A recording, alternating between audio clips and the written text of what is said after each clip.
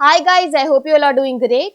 हम लोग बात कर रहे हैं हमारे डेली करंट अफेयर सेशन की, जो सुबह 4 बजे अवेलेबल हो जाता है हमारे दोनों चैनल्स पिनेकुलर फ्रंटियर आईएएस पर। आज की तारीख है 19 नवंबर 2022।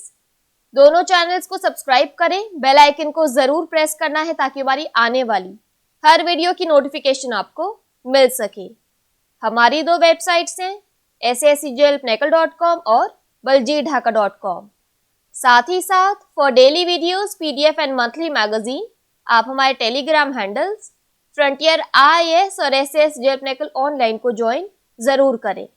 स्टार्ट करेंगे प्रीवियस क्विज के साथ। मैंने आपसे पहला क्वेश्चन पूछा था कि कौन सा देश नो मनी फॉर टेरर सम्मेलन का मेजबान है। करेक्ट आंसर था भारत। और दूसरा क्वेश्चन पूछा था कि सत्यजीत रे लाइफ टाइम अचीवमेंट अवार्ड 2022 से किसे सम्मानित किया जाएगा। करेक्ट आंसर था कार्लोस सौरा। स्टार्ट करेंगे। फर्स्ट क्वेश्चन है, नीति आयोग का पूर्णकालिक सदस्य किसे नियुक्त किया गया है। करेक्ट आंसर है अरविंद विरमानी। डिटेल्स देख लो। तो पूर्व मुख्य आर्थिक सलाहकार अरविंद विरमानी को नीति आयोग का पूर्णकालिक सदस्य नियुक्त किया गया है। नीति आयोग के अन्य मौजूदा सदस्य वीके सारस्वत, रमेश चंद और वीके पॉल हैं, जबकि सुमन बेरी नीति आयोग के उपाध्यक्ष हैं। परमेश्वरन थिंक टैंक के मौजूदा सीईओ हैं। प्रधानमंत्री ने नीति आयोग के पूर्णकालिक सदस्यों के लिए लागू समान नियमों और शर्तों पर तत्काल प्रभाव से और अगले आदेश तक नियुक्ति को मंजूरी दे दी है। यह उन्हें तस्वीर में देख लीजिए।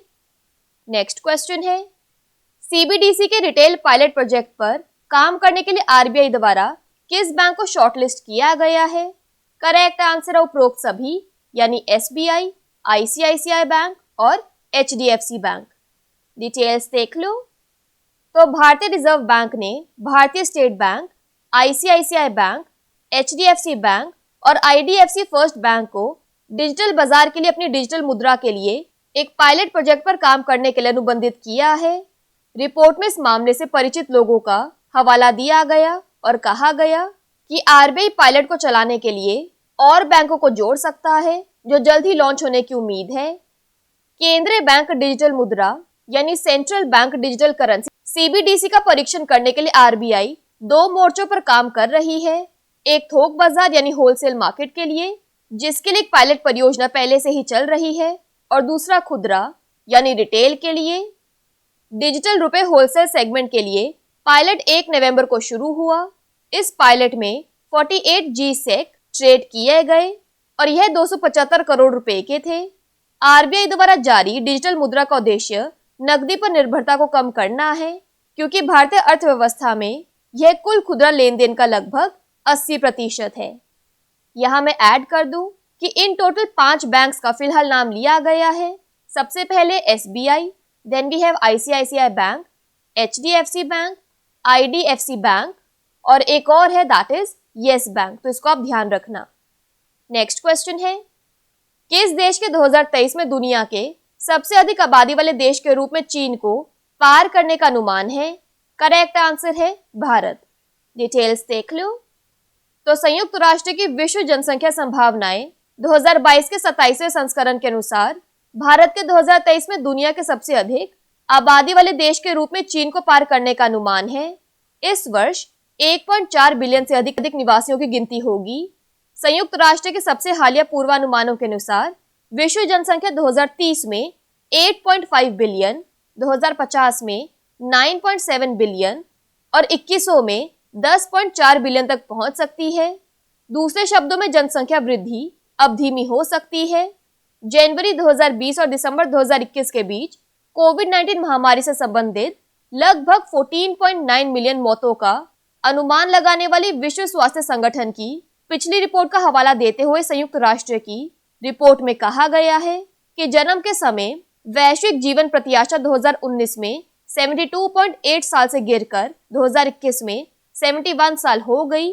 ज्यादातर महामारी के कारण संयुक्त राष्ट्र ने कहा कि 2050 तक वैश्विक जनसंख्या में अनुमानित आधे से अधिक वृद्धि 8 देशों कोंगो, मिस्र, Ethiopia, Bharat, Nigeria, Pakistan, Philippines और संयुक्त गणराज्य तंजानिया में केंद्रित होगी। नेक्स्ट क्वेश्चन है, ब्राजीलिया ग्रां प्री में F1 रेस किसने जीती? करेक्ट आंसर है जॉर्ज रसेल। डिटेल्स देख लो। तो मर्सिडीज के जॉर्ज रसेल ने साओ पालो में ब्राजीलिया ग्रैंड प्रिक्स में अपनी पहली F1 रेस जीत ली है। मर्सिडीज के लुइस हैमिल्टन और फेरारी के कार्लोस सेंज क्रमश दूसरे और तीसरे स्थान पर रहे। रेड बुल के मैक्स वर्स्टेपन चौथे स्थान पर रहे। 2022 सीजन के अंतिम दौड़ अबू धाबी में 18 से 20 नवंबर तक यास मरीना सर्किट में आयोजित की जाएगी।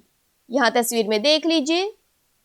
नेक्स्ट क्वेश्चन है, किस राज्य ने अनुसूचित क्षेत्रों में पंचायत विस्तार पैसा अधिनियम लागू किया है? करेक्ट आंसर है मध्य प्रदेश। डिटेल्स देख लो।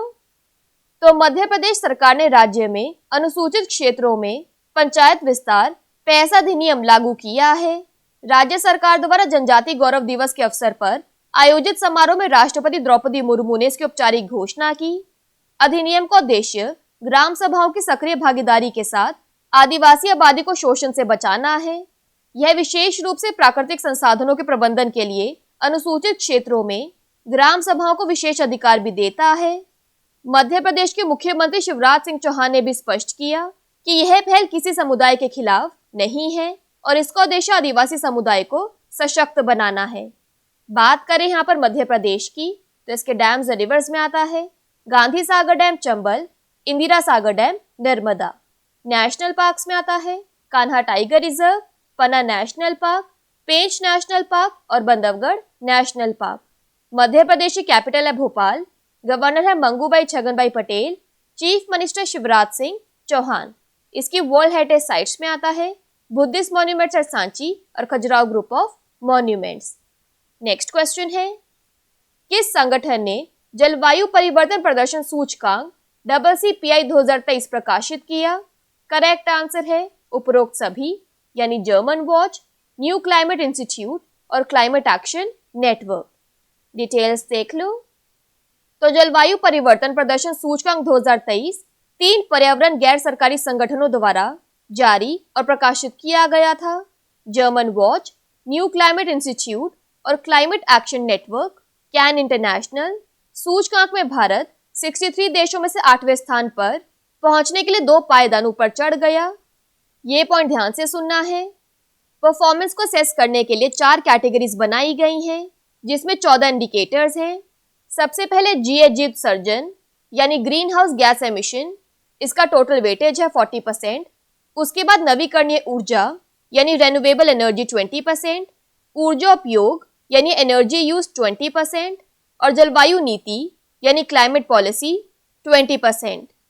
इन इंडिविजुअल कैटेगरीज की बात करें तो इंडिया की रैंकिंग है GHG में 9वें स्थान पर, नवीकरणीय ऊर्जा में 24th पर, ऊर्जा उपयोग में 9th पर और जलवायु नीति में 8th पर। अगर ओवरऑल स्टैंडिंग की बात करें तो कोई भी देश सूचकांक में पहले, दूसरे या तीसरे स्थान पर नहीं रहा। डेनमार्क 79.61 के स्कोर के साथ चौथे स्थान पर है। उसके बाद स्वीडन 73.28 अंकों के साथ है। भारत ने 67.35 अंक बनाए हैं, उसी के हिसाब से वह 8वें स्थान पर है। नेक्स्ट क्वेश्चन देखो, किस भारतीय राज्य ने अग्नेयास्त्रों के सार्वजनिक प्रदर्शन और हथियारों का महिमा मंडन करने वाले गीतों पर पूरी तरह से प्रतिबंध लगा दिया है? करेक्ट आंसर है पंजाब। डिटेल्स देख लो। तो पंजाब सरकार ने हिंसा को महिमा मंडित करने वाले हथियारों और गीतों के सार्वजनिक प्रदर्शन पर पूर्ण प्रतिबंध लगाने का आदेश दिया है। सरकार ने 3 महीने के भीतर राज्य में अब तक जारी किए गए सभी बंदूक लाइसेंस की समीक्षा करने का भी आदेश दिया है। आदेश में यह भी कहा गया है कि किसी भी समुदाय के खिलाफ नफरत फैलाने वाले भाषण देने वाले व्यक्ति के खिलाफ प्रथम सूचना रिपोर्ट यानी FIR दर्ज की जाएगी।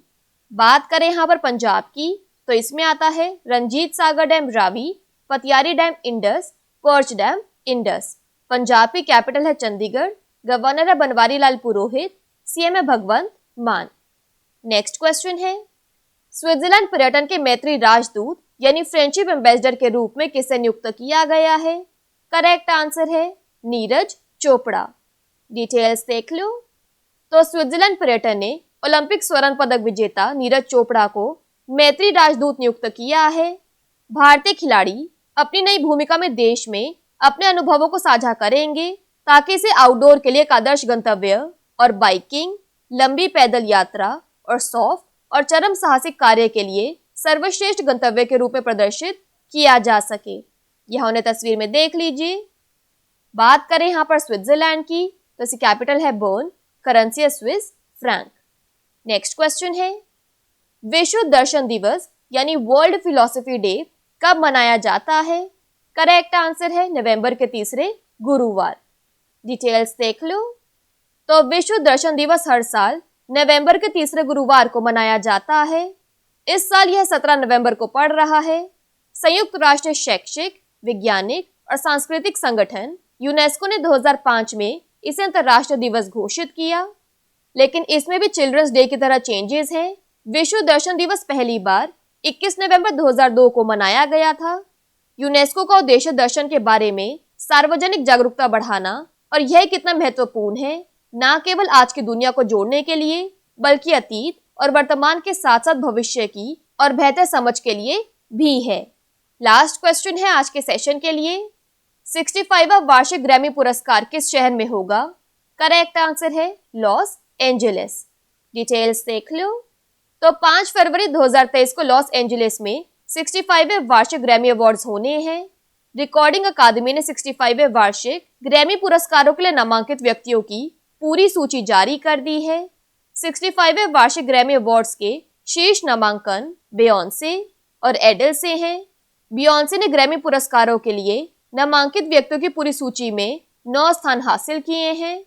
इस सूची में हैरी स्टाइल्स, टेलर स्विफ्ट, लीजो और कई अन्य गायक भी शामिल हैं। क्विकली बात कर लेते हैं आज के सेशन की समरी की। तो नीति आयोग के फुल टाइम मेंबर बने हैं अरविंद विरमानी। सीबीडीसी के रिटेल पायलट प्रोजेक्ट के लिए आरबीआई ने शॉर्टलिस्ट किया है SBI, ICICI bank, HDFC bank, IDFC first bank और येस बैंक को। 2023 में इंडिया वर्ल्ड का मोस्ट पॉपुलस कंट्री बनते हुए चाइना को सरपास कर लेगा। ब्राजीलियन ग्रैंड प्रिक्स के F1 रेस को जीता है जॉर्ज रसेल ने। Panchayat extension 2 scheduled areas act को इम्प्लीमेंट किया मध्य प्रदेश सरकार ने। क्लाइमेट चेंज परफॉर्मेंस इंडेक्स 2023 को पब्लिश किया German watch, New Climate Institute और क्लाइमेट एक्शन नेटवर्क ने। फायर आर्म्स को पब्लिक डिस्प्ले और वेपन्स को सॉन्ग में ग्लोरीफाई करने पर पंजाब सरकार ने कंप्लीटली बैन लगा दिया है। स्विट्जरलैंड टूरिज्म के फ्रेंडशिप एम्बेसडर बने हैं Neeraj Chopra. World philosophy day November के 3rd थर्सडे को मनाया जाता है। इस साल यह 17 नवंबर को मनाया गया और 65th annual Grammy awards Los Angeles में आयोजित किया जाएगा। बात कर लेते हैं आज के सेशन के क्विज फॉर द डे की। आपका पहला क्वेश्चन है, कौन सा देश G7 ग्लोबल शील्ड पहल से धन प्राप्त करने वाला पहला देश बन गया है? और आपका दूसरा क्वेश्चन है, इंडोनेशिया में G20 बैठक में कौन सा फंड लॉन्च किया गया है? दोनों क्वेश्चंस हमारे प्रीवियस सेशन से हैं। इनके आंसर नहीं आएगा तो उनको चेक कर लेना।